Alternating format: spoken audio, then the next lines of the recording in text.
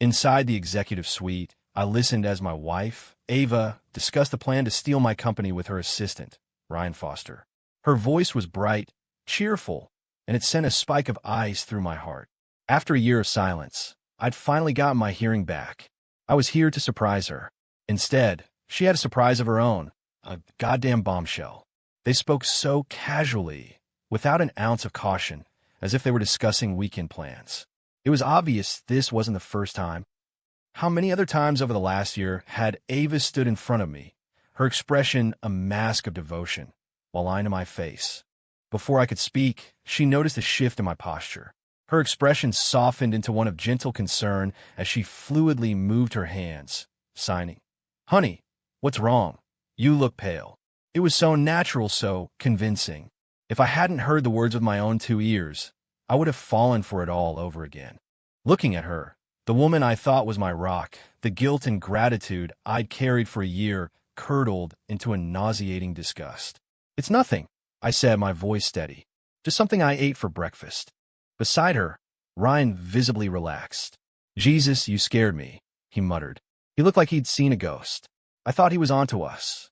Ava examined her freshly manicured nails, a smirk playing on her lips. No way. I was the one who made sure his eardrums were ruptured. There's zero chance he could ever hear again.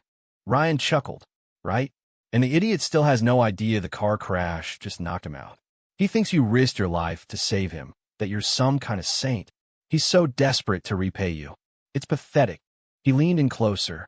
He'd probably have a real aneurysm if he knew your marriage license was a fake. My fists clenched inside my sleeves, my nails digging into my palms. A year ago, I had just taken my company, Nexus Innovations, public. I was on top of the world, ready to conquer the tech industry. Then came the crash. I woke up in a hospital bed with Ava by my side and a world devoid of sound. The doctors told me the impact had shattered my eardrums, that I was deaf. Ava, my girlfriend at the time, didn't leave. She became my caregiver, my interpreter, my everything. Overwhelmed by her devotion, I married her. Our story became a local legend. The brilliant CEO and his selfless wife. And all of it, every last bit, was a meticulously crafted lie. Ryan interrupted my thoughts, pulling a digital voice recorder from his briefcase. He tapped the screen, and a red light blinked to life. "Cole Anderson," Ryan said, his voice dripping with barely concealed excitement. "Do you willingly agree, in the event of your death, to transfer all your company's shares to Ava Monroe?" Ava immediately translated with her hands, her expression a perfect blend of professional concern. "Honey, Ryan's presenting a new venture. We need your signature to approve the initial investment." A cold, bitter laugh rose in my throat, but I choked it down. This was our routine ever since I'd gone deaf. Ryan would speak, Ava would translate through sign language, and I would sign on the dotted line. I had trusted her completely. Looking back now, I couldn't imagine how much money they had siphoned off with this scam. No wonder the company's stock cratered right after the IPO. Its performance in a free fall ever since. I met their triumphant gazes, a slow smile spreading across my face. I didn't let them see the truth. Instead, I gave a simple, confident nod. "I agree." With practiced ease, I signed my name on the final page of the document on the tablet. Ryan practically jumped for joy, forgetting to lower his voice. What a moron. Once we get him out to the island and take care of him, we're set for life. A cruel smile touched my own lips. They had no idea. Thanks to their reckless decisions, the company wasn't a golden goose. It was an anchor weighed down by a mountain of debt. I hadn't told Ava because I didn't want to worry her. I'd been losing sleep, trying to figure out how to salvage the wreckage. But now this was perfect. If they wanted the company so badly, they could have it, along with a 9-figure debt attached. And since our marriage was a sham, I wouldn't be liable for any of it. All I had to do was fake my own death, and I'd be free. I could watch them burn and start over.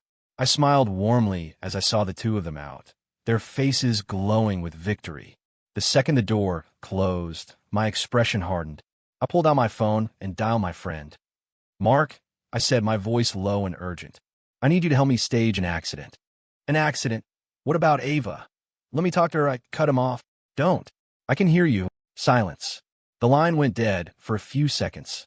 When Mark spoke again, his voice was trembling with disbelief. You can hear me?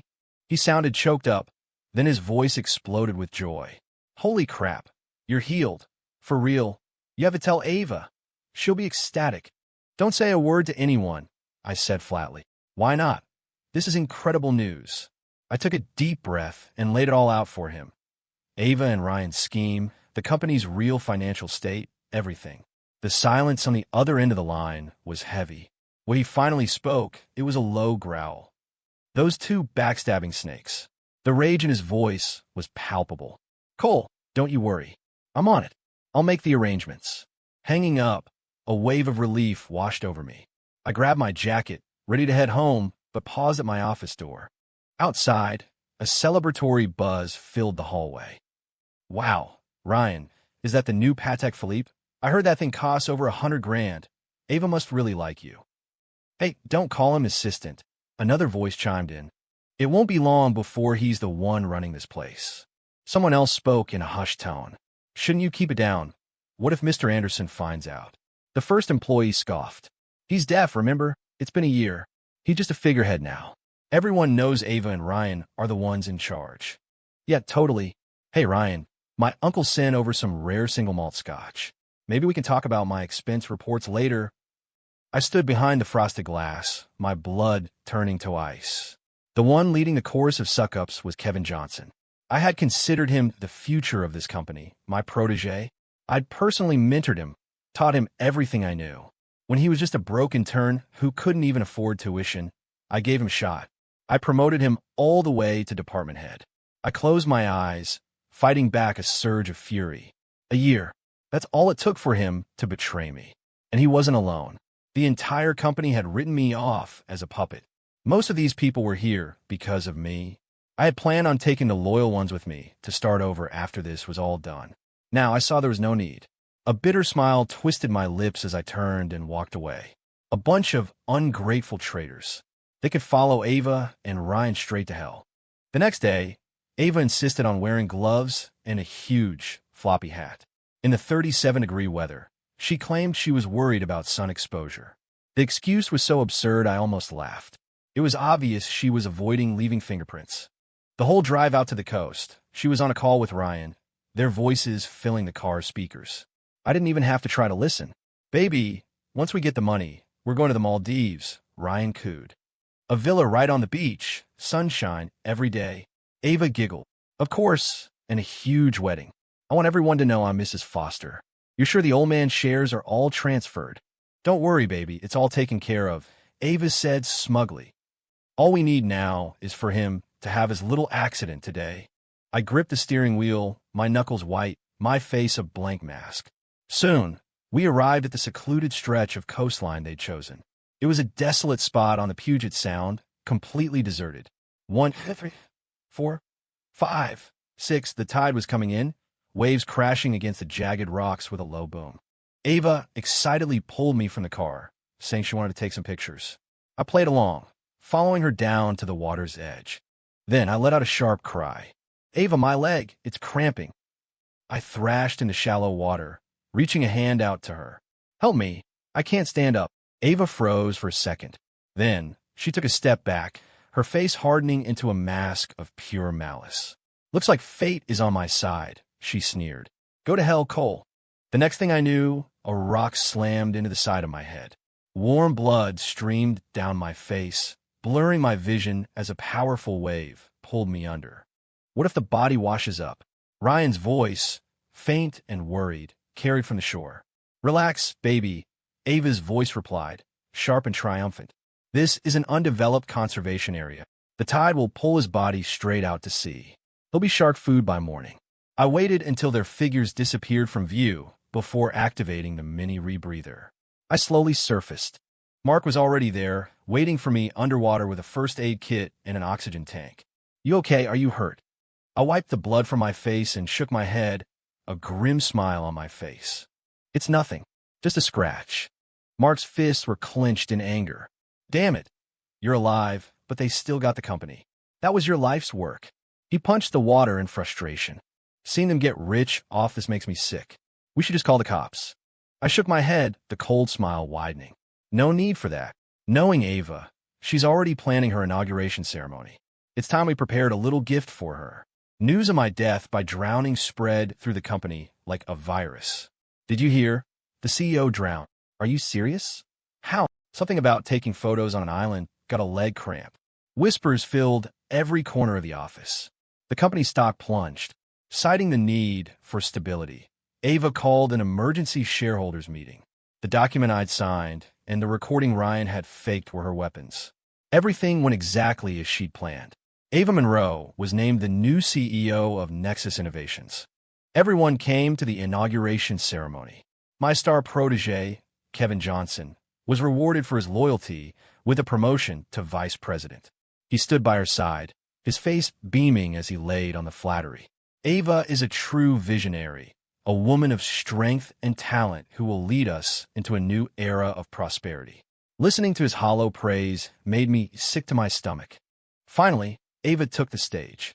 She wore a tailored black suit, her face a mask of carefully constructed grief. She began her speech, her voice thick with fake emotion. My husband, Cole, she began, pausing to dab at her eyes. His death has left a hole in my heart. I'm devastated. She took a shaky breath. If I could have him back, I would give up all of this in a second. These shares, this position. It all means nothing without him. I was standing in the back of the crowd. I couldn't help it. I let out a short, sharp laugh. It wasn't loud, but it cut through the silence. Every head turned in my direction. I walked slowly toward the stage, a cold smile on my lips. Is that right? In that case, why don't you get all back to me? When Ava saw me, the color drained from her face. She looked like she'd seen a ghost. You're alive. I chuckled. What's the matter? Surprised your plan to kill me didn't work. She started to protest. Then her eyes widened in dawning horror. Wait, you can hear. I just nodded. Ryan scrambled forward, his voice a mixture of bravado and fear. So what if you're alive and can hear? You have no proof of anything. And in case you forgot, you signed a legally binding share transfer agreement. Ava is in charge now. My dear protege, Kevin chimed in, eager to prove his loyalty. That's right, and I've already copied and patented all of your core technology. You're worthless to this company now. I looked at their grotesque, triumphant faces and started to laugh again. Ava sneered, regaining some of her composure. You find this funny. Do you really think you can turn this around? She paused, her voice dripping with pity. I was going to offer you a job as a janitor, but since you're being so ungrateful, I think I'll pass. She wrapped her arm around Ryan's, pulling him close. How does it feel to have nothing? I wouldn't know, she said with a malicious grin. Oh, and by the way, Ryan and I are getting married next week. Then we're taking a trip around the world. If you want to hate someone, hate yourself for being stupid enough to believe in something as ridiculous as love. She laughed, a high, piercing sound. I watched her, my expression calm. Is that so? I said softly. I hope you can keep that smile on your face for what's coming next. Her brow furrowed. What's that supposed to mean?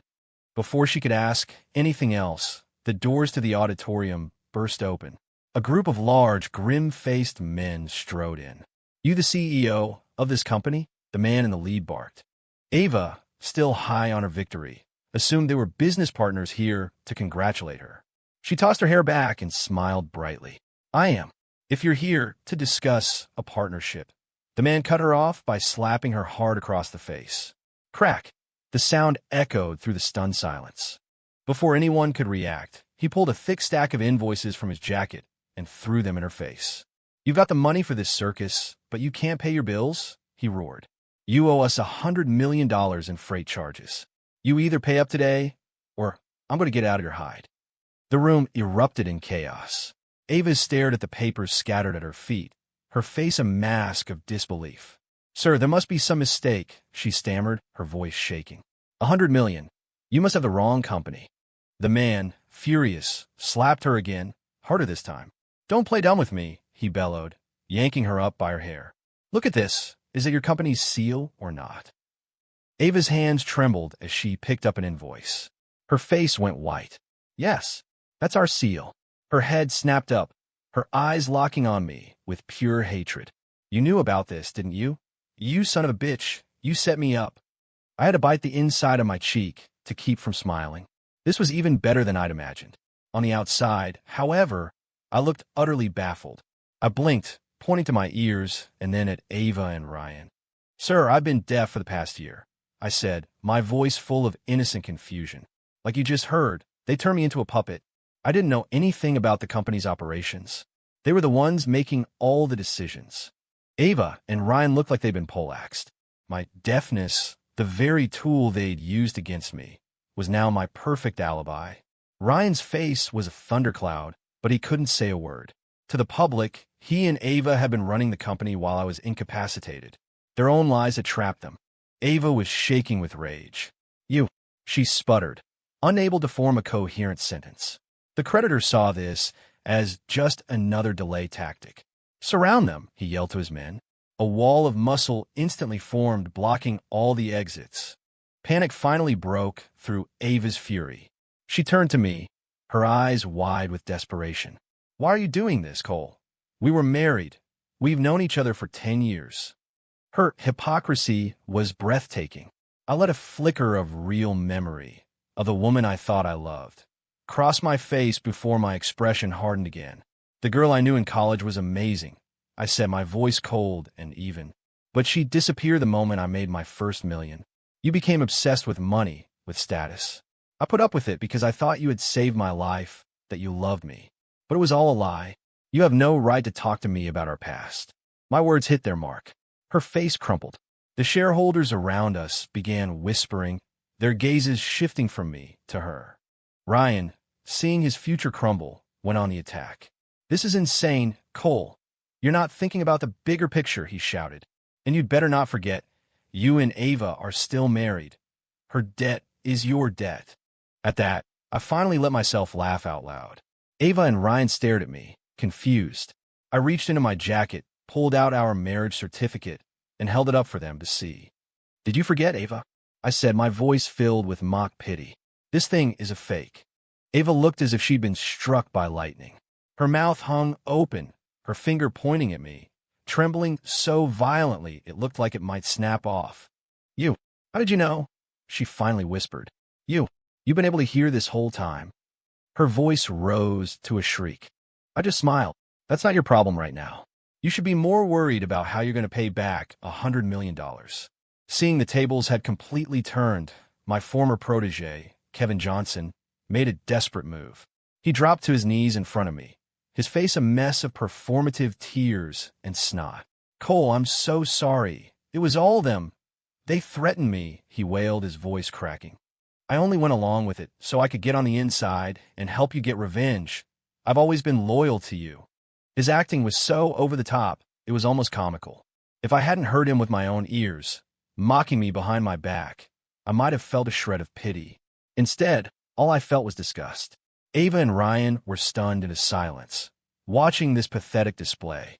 "You spineless coward," Ryan hissed at Kevin, his face contorted with rage. I ignored them and sighed, pulling a small digital recorder from my pocket. I pressed play. Kevin's smug voice filled the silent room.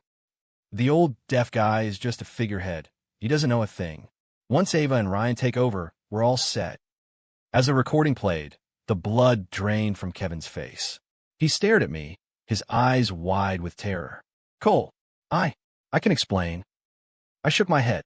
"I taught you that a man is defined by his choices, Kevin. In the real world, you always have to pay your debts."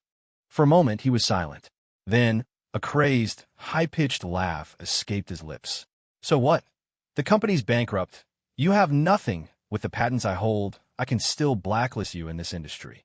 Let's see who goes down first." Ava, seizing on this last, desperate hope, straightened up. "He's right, Cole. As CEO, I can make sure you never work in tech again. It's better to work together to solve this debt crisis than to burn everything to the ground." She tried to sound commanding, but her voice wavered. I simply reached into my suit jacket, pulled out a business card, and held it out to her. "I've accepted a position as vice president at Apex Dynamics," I said calmly. "I don't think you'll need to worry about my career." Ava took the card, her eyes scanning the elegant, embossed logo. Her face froze. The expression that crossed it was one of pure, unadulterated shock, as if she'd swallowed something foul. "Apex Dynamics. the undisputed titan of the industry, the company she had dreamed of partnering with. And her ex-husband, the man she'd left for dead, was now their new VP. The air in the room grew thick with silence. The shareholders stared, their mouths hanging open. Apex Dynamics? One of them stammered. Cole Anderson is their VP, another whispered in disbelief. The effect was more powerful than I could have hoped for. Ava looked utterly broken. How? How is that possible? She mumbled. I allowed myself a small, satisfied smile. Apex has been trying to acquire my company for a while, I explained. They valued my technology and my vision. I always turned them down because I like being my own boss. But when you two ran Nexus into the ground, their offer started to look pretty good. Turns out they were still interested in my talent. They made me VP and gave me a 7-figure stock option package. It's a fresh start. My words were like salt in her wounds. Her face twisted in a mask of hate. So you had your escape plan all along.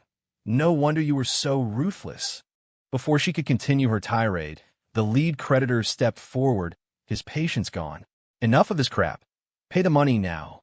His voice snapped Ava back to reality. She looked at him, her face crumpling. I don't have it. He laughed, a harsh, ugly sound. You're the CEO of a publicly traded company. Don't tell me you're broke. His men moved closer, their presence menacing. Ava shrank back, terrified. What? What are you going to do? Seeing that they were about to get physical, she finally cracked.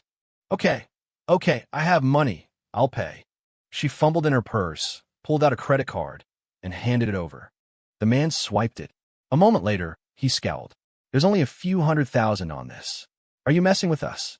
Tears streamed down Ava's face. That's all there is. I swear. Then she pointed a shaking finger at me. The rest of it, Cole stole it. He must have stolen it all. I was momentarily stunned. The sheer audacity of this woman was incredible. Even now, at the bitter end, she was still trying to drag me down with her. I took a deep breath, forcing down my anger. Ava, have you no shame? I asked, my voice dangerously quiet. When could I have possibly stolen your money? She started wailing, putting on the performance of a lifetime. It was you. It had to be you. The account is tied to my phone, and only you, and I knew the password. How else could the money be gone? You stole it. Give me back my money. Ryan, ever the loyal lapdog, jumped in. Cole, how could you? After everything Ava did for you, you stabbed her in the back and drained her accounts. The shareholders started murmuring again, their suspicion shifting back to me. The creditors glowered, their fists clenching. I took a deep breath, a cold smile playing on my lips. Is that right? I said calmly. Well, this should be easy enough to clear up. All we have to do is check the bank statements. They'll show exactly where every last cent went. Ava's face went pale. You're just trying to stall for time, she stammered. You want to call the police while we're busy looking at records?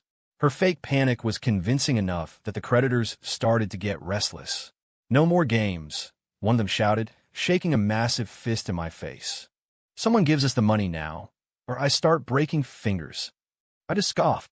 You want to see the bank statements? Fine.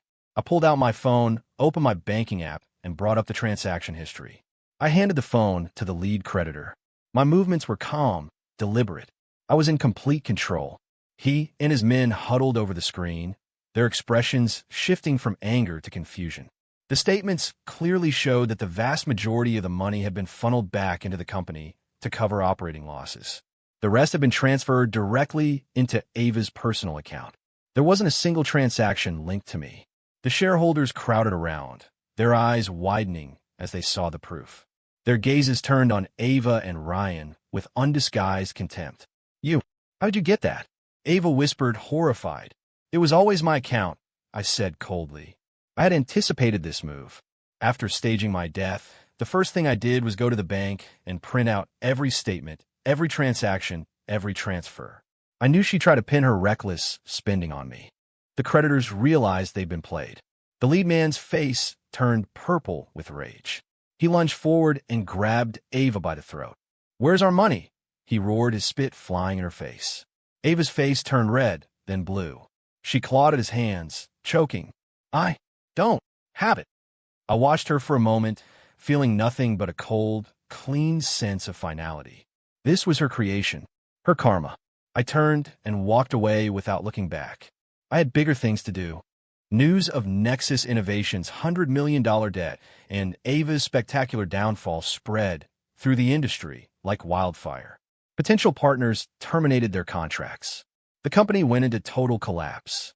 The employees who had so eagerly backed Ava and Ryan turned on them, picketing outside their homes. Desperate, Ava came to find me. She showed up in my new office, looking meek and gentle. "Cole, I brought you a gift," she said softly, handing me a beautifully wrapped box. I opened it. Inside was a men's watch, the same Patek Philippe she had given Ryan. My eyesight had sharpened over the last year, compensating for my lack of hearing. I noticed details now. I closed the box and dropped it into the trash can beside my desk. "Get to the point, Ava." Her face tightened, but she forced a smile. "Cole, could you talk to Apex Dynamics? Ask them to act as a guarantor to keep our partnerships alive. I'll give you back the CEO position, the shares. We can split it 90-10, your favor. Anything, just so I can start making payments." I remained silent. She tried another angle, her voice dropping to a conspiratorial whisper. "Is it Ryan? If I get rid of him, will you forgive me?" Before I could answer, she dragged Ryan, who had been waiting outside, into the office. He stood with his head bowed, muttering an apology. "I'm sorry, okay?" His tone was flat, devoid of any real remorse. Ava immediately started comforting him. "I know this is hard, Ryan. Just wait. Once Apex backs us and the company recovers, I'll make it up to you." I watched their pathetic little play and let out a cold laugh. "You apologize. That's fine," I said, looking directly at Ava. "But when did I ever say I was going to help you?" Ava's face contorted in disbelief. "Cole, what more do you want?" she cried, her eyes filling with tears. "Ryan and I have been punished. We've apologized. Isn't that enough for you?" I just stared at her, disgusted by the performance. The old me, the man who loved her, would have been shattered by those tears. Now, they were just water. My silence seemed to agitate her more. "You've changed so much this past year," she whispered, as if I were the one who had betrayed her. "You were never this. Petty. She tried to deafen me, bankrupt me, and murder me, and she had the nerve to call me petty. The sheer absurdity of it left me speechless. Seeing she was getting nowhere, Ava played her final card. She took a deep breath. If you save the company," she said, her voice trembling, "I'll fire Ryan. I'll cut him out of my life. Forever." She shot a quick glance at Ryan, who immediately understood his role. "Ava, how could you?" he shouted, his face a picture of wounded betrayal. He stormed out of the office, slamming the door behind him. The acting was atrocious. I could see right through it. Ava, thinking she had succeeded, moved to wrap her arms around me, her smile triumphant. "You see, Cole, I got rid of him for you. For now on, I'll only love you." I shove her away, my patience finally gone. "Does that love," I asked, my voice dripping with ice, "also include deliberately causing a car accident and puncturing my eardrums with a sharp object?" My words hit her like a physical blow. Her face went slack, the color draining away until she was as white as a sheet. Her smile vanished. How could you know that?" she breathed. A cold, grim satisfaction settled over me. "So you admit it." She finally realized her mistake and began to babble. No, Cole, let me explain. It was an accident. I swear, it was just an accident." She looked around wildly, her eyes darting back and forth like a trapped animal. I just watched her unmoved. I reached into my briefcase, pulled out a folder, and tossed it onto the polished marble of my desk. Inside was the full medical report. It stated in clear, unequivocal terms that the damage to my eardrums was not from concussive force. It was from a deliberate puncture caused by a thin, sharp instrument. Ava collapsed to the floor as if her legs had given out. "Cole, I was wrong," she sobbed, crawling towards me. "I was out of my mind. I'll be a good wife from now on. I'll take care of you. Just please don't call the police." She reached for my leg, but I stepped back, out of her reach. "Save it for the judge." I turned and left her there, a pathetic heap on the floor of my new office, and didn't look back. The fallout was swift and absolute. My former protege, Kevin Johnson, was blacklisted from the entire tech industry for his repeated betrayals. The brilliant young talent became a pariah overnight. With a mountain of evidence against her, Ava was arrested and convicted of attempted murder. The court seized all her assets to pay off the massive corporate debt, but it wasn't enough. Her parents publicly disowned her. Her creditors, still owed millions, made sure her time in prison was a living hell. They forced her to sign a contract, binding her to work for them to pay off the remainder of her debt the moment she gets out. As for her lover, Ryan Foster, he was taken by one of the more ruthless creditors to settle a debt in a forced labor camp in Southeast Asia. I heard he didn't last long. And me, I leveraged my years of experience to pioneer a new division at Apex Dynamics. Within a year, I was promoted to president of the entire Asia-Pacific region, my future brighter than ever. I stood by the floor-to-ceiling window of my penthouse office, a glass of champagne in my hand, looking down at the sparkling city lights below. Everything was finally over. This was a new beginning,